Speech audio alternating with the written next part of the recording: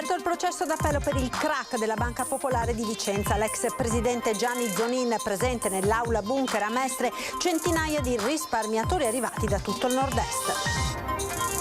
Indagine di dogana e guardia di finanza di Venezia contro l'evasione dei dazi, la nota azienda di biciclette Bottecchia accusata di contrabbando. Mentre la situazione idrica si fa sempre più difficile in Veneto, appello dai consorzi di bonifica non sprecate perché presto potrebbe non esserci più nemmeno acqua da bere. Epatite pediatrica sconosciuta, alta l'allerta negli ospedali dopo i casi segnalati anche nel nostro paese. Nel Trevigiano il caso sospetto di un ragazzo 18enne si è rivelato poi non collegato alla nuova patologia. Nuovo raid Novax nella notte in alcune scuole di Treviso, un'offesa alla comunità, dice il sindaco, episodi da non sottovalutare, afferma il prefetto.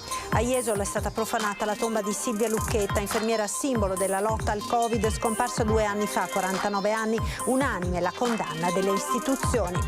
Biennale 2022, il padiglione Italia inaugurato nel pomeriggio alla presenza del ministro dei beni culturali Dario Franceschini. Ben ritrovati con l'edizione del Veneto dei nostri telegiornali. In primo piano la cronaca giudiziaria con il via al processo d'appello per il crack della Banca Popolare di Vicenza. L'ex presidente Gianni Zonin presente in aula bunker a Mestre, tanti anche i risparmiatori giunti da tutto il nord-est.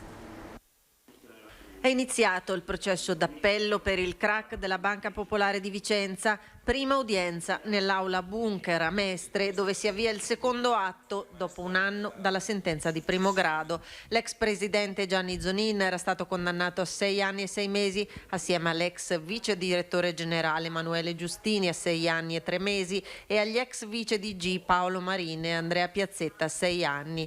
Oggi in prima fila l'84enne Zonin ha annunciato che sarà presente per tutto il processo. Iniziato poco dopo le 10 di una mattinata dedicata alla fase preliminare, alle ricostruzioni delle irregolarità legate alla gestione dell'istituto poi dichiarato fallito. Arrivati da tutto il Veneto e dal Friuli, risparmiatori traditi, un centinaio in pullman da Vicenza per chiedere ancora una volta che si faccia giustizia. Oggi eravamo qui con alcune centinaia di risparmiatori che rappresentano le migliaia di risparmiatori che si sono costituite parte civile nel procedimento e che naturalmente si augurano di arrivare presto alla giustizia. Ci è stato garantito che il procedimento avrà un ritmo serrato proprio per evitare quella che è la spada di Damocle che pende purtroppo sulle teste di tutti noi operatori, noi associazioni e soprattutto sulle teste dei risparmiatori azzerati. Quello che ci auguriamo naturalmente è che venga fatta giustizia. Una corsa contro il tempo per evitare la spada di Damocle della prescrizione. La Corte ha fissato 3 udienze la settimana a partire dal mese di maggio. E l'indagine della Guardia di Finanza di Venezia con la dogana contro l'evasione dei dazi, la nota azienda di biciclette Bottecchia accusata di contrabbando. Un sequestro preventivo di 2.200.000 euro è la misura eseguita dai funzionari dell'Ufficio delle Dogane e della Guardia di Finanza di Venezia nei confronti della Bottecchia di Cavarzere, la nota azienda che produce e commercializza biciclette. Importavano pezzi per i modelli elettrici dalla Cina in più spedizioni per assemblarle una volta giunte nel veneziano ed evadere i dazi. Con l'introduzione dei dazi antidumping 2018 su questo tipo particolare di prodotto, le aziende che commercializzano in Italia questa merce, queste biciclette, hanno iniziato a trovare degli escamotage per evitare di pagare appunto questo dazio antidumping. Lo hanno fatto importando dei pezzi, le componenti delle biciclette in modo separato e svincolato, è stato provato appunto dalle indagini. Abbiamo iniziato un accesso in via amministrativa. In questo accesso abbiamo subito riscontrato per 2 importazioni degli elementi che ci hanno fatto interrompere l'accesso e pensato di predisporre appunto una notizia di reato per contrabbando e falso in atto pubblico, che è stata appunto poi acquisita dall'Eppo di Venezia, e abbiamo iniziato un'indagine su delega della procuratrice, la dottoressa Costa, che con la collaborazione della Guardia di Finanza ci ha portato poi a trovare conferma di tutte di questi rischi che avevamo rilevato. I responsabili, che commentano non siamo evasori, sono stati denunciati dunque per contrabbando aggravato e falso in atto pubblico. I militari, comparando i documenti cartacei e informatici acquisiti nel corso di un sopralluogo in azienda, hanno ricostruito il flusso degli ordini ai fornitori cinesi. Di un'indagine importante che ha visto, oltre alla fattiva e molto proficua collaborazione tra le dogane e la Guardia di Finanza di Venezia, anche la direzione da parte dell'autorità giudiziaria, che è la Procura Europea appunto di Venezia, che è una delle prime iniziative appunto nel territorio veneto da parte della Procura Europea. La siccità ora si fa sempre più critica, la situazione idrica in Veneto, nonostante la pioggia di oggi, il livello dei canali sotto il 70%, bacini idrici montani sempre più vuoti. La regione sta individuando cave dismesse da utilizzare come invasi per l'acqua piovana e contemporaneamente finanzia vasche idriche per le aziende agricole, ma è dai consorzi di bonifica che arriva l'appello ai cittadini: non sprecate l'acqua, perché presto potrebbe non esserci nemmeno più quella da bere. Colgo l'occasione per esprimere una raccomandazione a tutti di utilizzare meno acqua possibile. Stiamo vivendo un momento estremamente delicato, di vera emergenza per quel che riguarda la disponibilità dell'acqua. Un appello che sottolinea quanto sia critica la situazione acqua nella Marca e nel Veneto, in particolare lungo l'Adige, che significa meno semine di riso nel Veronese e risalita del cuneo salino in Polesine. Ma è tutta la regione in crisi idrica, come ci conferma il presidente dei consorzi di bonifica del Veneto. La situazione rimane critica, nonostante oggi qualche millimetro di pioggia sia caduto, ma diciamo che gli alvei principali, i canali fiumi principali sono sotto mediamente quasi del 70%. Di questo passo, insomma, a rischio non è soltanto l'irrigazione agricola, ma anche l'uso potabile dal mio punto di vista. Ecco perché dal Consorzio Piave, come da tutti gli altri del Veneto, parte un appello a tutti i cittadini. Evitiamo di lavare la macchina se non serve. Cerchiamo di non lavare i piatti prima di metterli in lavastoviglie, perché poi ci pensa la lavastoviglie a lavarli. Cerchiamo di ridurre al massimo l'utilizzo dell'acqua sia negli orti che nei giardini, pur essendo collegati al servizio del sistema irriguo che noi abbiamo, proprio per riuscire a garantire la disponibilità d'acqua sia da un punto di vista di acqua potabile nelle falde, sia per quel che riguarda l'acqua per la produzione delle materie prime indispensabili, soprattutto in un momento come questo, per le aziende agricole, per produrre materie essenziali per la nostra vita di tutti i giorni. In regione sarebbe pronta l'ordinanza che prevede la chiusura delle fontane e il taglio del 50% della fornitura per l'irrigazione agricola, oltre ai divieti di lavaggio delle auto di utilizzo per orti e giardini. Accanto ai divieti, a Palazzo Balbi però stanno già approntando alcune contromisure. Noi ci stiamo muovendo in due direzioni, una facendo una mappatura del territorio per capire quante cave dismesse e dove è possibile tecnicamente poter creare degli invasi in maniera da trattenere l'acqua quando ce n'è in abbondanza e poi rilasciarla nei momenti di siccità, e l'altro che è già aperto, ci sono dei bandi PSR regionali con 30 milioni di euro, anzi faccio un appello a presentare domande all'interno di questi bandi, perché rispetto ai soldi a disposizione le domande sono molto meno, dove diamo la possibilità alle aziende di crearsi degli invasi aziendali, chiamiamoli così, sotto i 25.000 metri cubi, in maniera da crearsi delle riserve autonome di acqua. Epatite pediatrica sconosciuta, alta l'allerta negli ospedali dopo i casi segnalati anche nel nostro paese. In provincia di Treviso il caso sospetto di un ragazzo di 18 anni si è rivelato poi non collegato alla nuova preoccupante patologia. Non c'è nessun caso ancora, la pediatria nostra non è ancora rilevato nessuno e speriamo che non succeda niente. È chiaro che stiamo attenti come laboratorio, dottoressa Vian, proprio per verificare se dovremo avere qualche segnalazione. In tal caso ci muoveremo, insomma. Epatite Epatite acuta pediatrica di origine sconosciuta. Al momento non ci sono casi in provincia di Treviso, ma l'allerta è alta dopo i casi 7 ad ora le segnalazioni in varie parti d'Italia di epatiti di natura ancora da definire tra i bambini, che causano forme acute anche molto gravi, come quella che ha colpito un bimbo di 4 anni di Prato trasferito al Bambin Gesù di Roma, per il quale non si esclude un trapianto di fegato. Numerose nelle ultime settimane i casi segnalati in diversi stati europei, in Gran Bretagna e negli Stati Uniti. Un caso sospetto di epatite su un ragazzo di 18 anni è stato diagnosticato a Treviso nei giorni scorsi. Abbiamo avuto un caso, ma non era collegabile a questo, non era collegabile all'adenovirus. Nel frattempo, sul fronte Covid continua il monitoraggio della nuova sottovariante di Omicron individuata in Veneto. L'Omicron CJ, noi abbiamo circa, almeno dei dati che ci ha dato l'Istituto Zooprofilattico, il 4%, il resto ormai siamo al 96% con Omicron 2. Stenta a decollare la quarta dose di vaccino destinata agli anziani over 80 e ai fragili, anche perché numerose sono le persone che sono già state contagiate. Per cui l'obiettivo nostro è intorno al 50%. Siamo al 21,6%, speriamo adesso di dare un'accelerata in tal senso.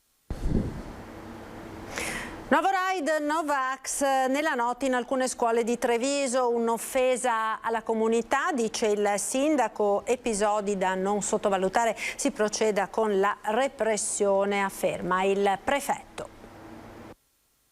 Un atto vandalico che danneggia il bene comune, che offende la comunità e che provvederemo immediatamente a sistemare, quindi dovremo spendere soldi della comunità per ripristinare questi imbrattamenti che vengono fatti di notte all'oscuro di tutti, perché non c'è coraggio di metterci la faccia. Hanno agito ancora una volta nell'ombra gli autori delle nuove scritte Novax comparse nottetempo in alcuni edifici scolastici della città, le più appariscenti alle elementari Vittorino da Feltre nel quartiere di Monigo, ma nel mirino sono finite anche le materne di San Liberale. Le scritte in stampatello erano firmate con le 2V già viste in altri messaggi Novax apparsi nei mesi scorsi a Treviso e in quelle più recenti di Padova, che pochi giorni fa hanno tirato in ballo non solo il sindaco della città del Santo, ma anche il presidente della regione Luca Zaia. Questa non è democrazia, questa è arroganza, questa è slealtà e questo è anche un reato, perché se verrà identificato poi pagherà per i danni che ha fatto al bene comune, soprattutto perché offende e punta ai bambini, quei bambini che noi invece stiamo cercando in tutti i modi di tutelare. Imbrattare poi una scuola pubblica con delle scritte deliranti non ha alcun senso. Diversamente da quelle che sono apparse in città di Padova, queste non hanno un obiettivo ben specifico, sono di natura generica, vanno comunque prese sul serio in ogni caso, e gli accertamenti di polizia sono già in corso e vedremo gli esiti.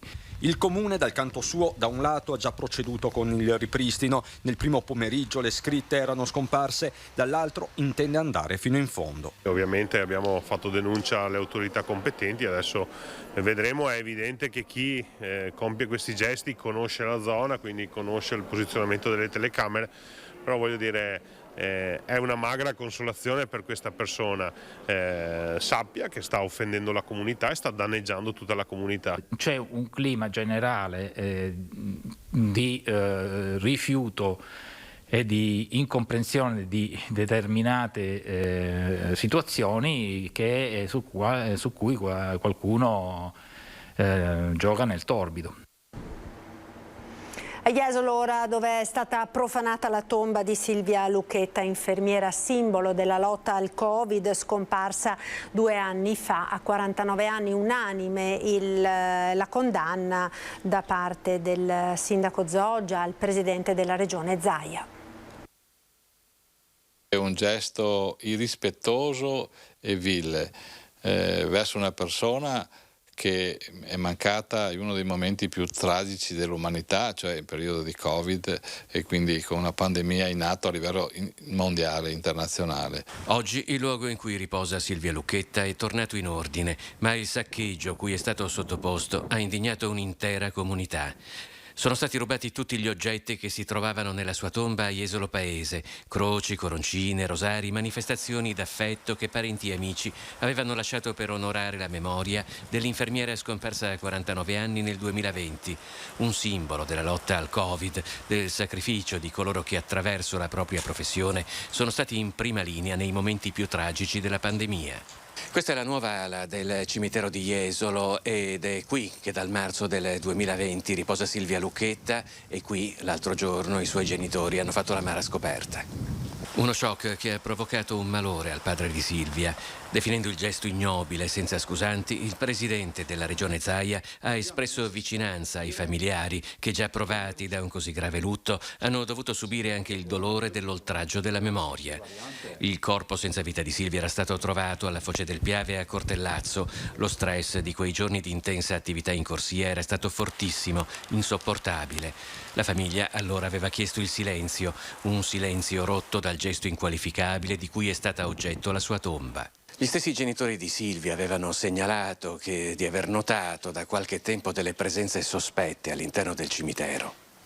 E spero vivamente che le forze dell'ordine, che sono già alla ricerca di vedere se trovano questi, non so come definirli, queste persone, per non offendere più di tanto, io spero vivamente che riescano a trovarli, perché è un atto veramente vile che non fa solo male a tutti noi. La partita dell'autonomia dopo le polemiche sul primo riconoscimento di Roma Capitale, altro giorno di scontro tra Lega e Partito Democratico. C'è chi non la vuole, ma speriamo in uno sprint già in questa legislatura, dice il presidente del Consiglio regionale Ciambetti. Il fronte dei sindaci è compatto, dice Mario Conte, presidente dell'Anci Veneto. Chiediamo semplicemente che le stesse opportunità che vengono date a quelle municipalità che invece nel tempo hanno dimostrato di non saper investire vengano poi riservate anche alle nostre di comunità che invece nel tempo hanno dimostrato l'esatto contrario. Il ragionamento del sindaco di Treviso e presidente Anci del Veneto Mario Conte è circolare: se il governo e il Parlamento riconoscono Roma Capitale, a maggior ragione devono dare l'autonomia a un Veneto fatto di amministrazioni virtuose. Certo non è e non sarà una passeggiata. Ma che fosse una partita complicata lo sapevamo fin dall'inizio.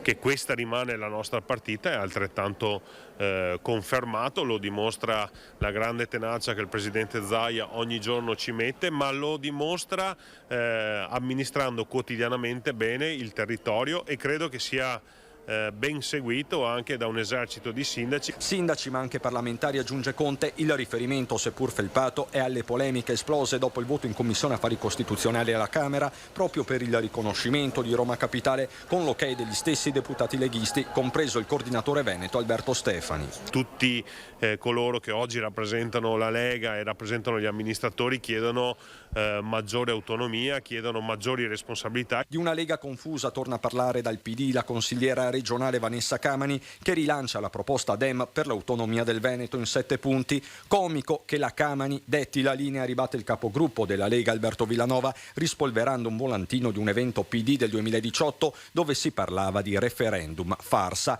In mezzo le dichiarazioni del presidente del Consiglio regionale Roberto Ciambetti: c'è chi vuole l'autonomia, chi la teme e non la vuole. Io spero in uno sprint finale in questa legislatura. Il ministro Gelmini e il presidente Zaia vogliono superare ogni ostacolo. Le parole affidate a una nota ufficiale di Palazzo Ferrofini. Pubblicità, ora ci rivediamo tra pochissimo. Linea alla regia. Rieccoci in studio con l'edizione del Veneto dei nostri telegiornali. Andiamo ora a Bassano, incastrato nell'abitacolo dell'auto mentre il motore ha preso fuoco. Un 19enne è stato salvato dall'intervento di 2 fratelli spagnoli. Tanta paura per un 19enne di Breganze, salvo per miracolo dopo un incidente stradale avvenuto lungo la provinciale via Gasparona, a poca distanza da casa, diretto verso Colceresa. Il giovane era al volante di una Fiat 500 quando ha perso il controllo del mezzo, ha sbandato finendo in un fossato, tranciando un tubo del metano e innescando una fiammata. L'utilitaria è quindi carambolata dalla parte opposta della strada, mentre il conducente è rimasto incastrato all'interno con il motore che ha preso fuoco. A questo punto provvidenziale è stato l'intervento di 2 fratelli che hanno assistito alla scena, hanno fermato un autobus e con l'estintore del mezzo hanno spento il rogo salvando la vita al 19enne. Si è poi saputo che i 2 risiedono in Spagna e hanno raccontato che hanno agito senza indugio perché dove vivono chiunque guidi una macchina è obbligato a saper usare l'estintore di cui deve essere dotato ogni mezzo. Sul posto i vigili del fuoco di Bassano che hanno estratto il giovane dal veicolo affidandolo ai sanitari del SUEM 118 che l'hanno portato al San Bassiano. Per lui solo tante botte.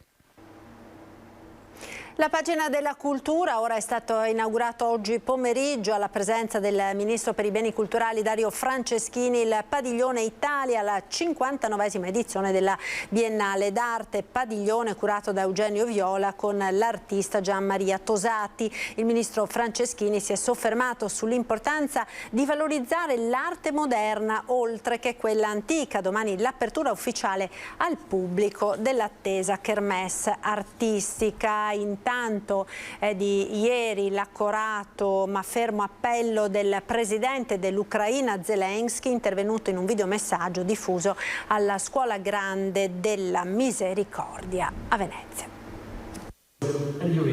Quando è comparsa l'immagine sullo schermo del presidente dell'Ucraina Zelensky, centinaia di persone che affollavano l'elegante salone al piano terra della Scuola Grande della Misericordia a Venezia si sono di colpo ammutolite come in un religioso silenzio. 5 minuti e mezzo circa di un toccante videomessaggio pronunciato dal leader dell'Ucraina con tono fermo e deciso. Così il presidente dell'Ucraina ha voluto ringraziare Venezia e la Biennale e ha chiesto ancora aiuto. Questa è l'arte, sostenete la nostra lotta con la vostra arte, ma sostenetela anche con le vostre parole e la vostra influenza. Noi stiamo lottando per la nostra libertà. Nessuno può mettere a tacere la potenza dell'arte. L'arte può dire cose che altrimenti potrebbero essere condizionate e nessuna tirannia può limitare la potenza dell'arte. Grazie dunque alla Biennale di Venezia per questo progetto, grazie a voi per l'attenzione e per l'attenzione data ai nostri artisti. L'occasione per pronunciare questo appello è stato un evento collaterale alla 59esima Biennale d'Arte intitolato Noi siamo l'Ucraina, difendiamo la libertà, cui hanno partecipato anche il presidente della Biennale Cicutto, che ha ribadito come tutti noi dobbiamo fare qualcosa per aiutare l'Ucraina, e il sindaco di Venezia Brugnaro. Io finisco a ringraziare il presidente Zelensky per questo grande impegno che sta dimostrando. Adesso tutti dobbiamo fare qualcosa per l'Ucraina. Piccolo o grande che sia, tutti dobbiamo fare qualcosa per l'Ucraina. Bravo. Grazie.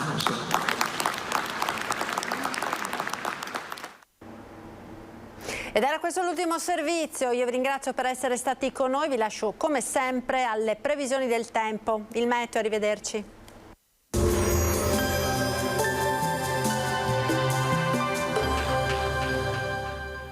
Cozza Arredamenti 2C congela i prezzi per tutto il mese di aprile. Soluzioni su misura e super sconti sulla merce in esposizione.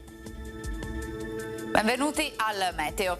Sarà un ponte del 25 aprile determinato dalla presenza di una perturbazione. Anche la giornata di sabato sarà dunque segnata dall'instabilità. Vediamo insieme il dettaglio. Sul Veneto cielo irregolarmente nuvoloso al mattino, ma con ampie schiarite in pianura e maggiori addensamenti invece sulle zone montane. Nel corso del pomeriggio aumento delle nubi con locali precipitazioni associate, dapprima sui rilievi, entro sera rovesci in estensione anche al resto della nostra regione. Temperature in ripresa, minime tra 7 e 11 gradi, massime comprese invece tra i 15 e i 21 gradi all'incirca. Spostiamoci ora sul Friuli Venezia Giulia, anche in questo caso sarà asciutto e per lo più soleggiato inizialmente, ma a seguire avremo deboli piogge a carattere sparso. Temperature minime sui 9-10 gradi, massime sui 15-18 gradi. Infine diamo uno sguardo alla situazione del Trentino Alto Adige. Sarà nuvoloso in maniera irregolare dal pomeriggio e nella notte soprattutto occasionali rovesci. Temperature minime intorno ai 10-11 gradi, massime sui 21 all'incirca. Dal meteo di Antena 3 per ora è tutto, grazie per l'attenzione, arrivederci al prossimo aggiornamento.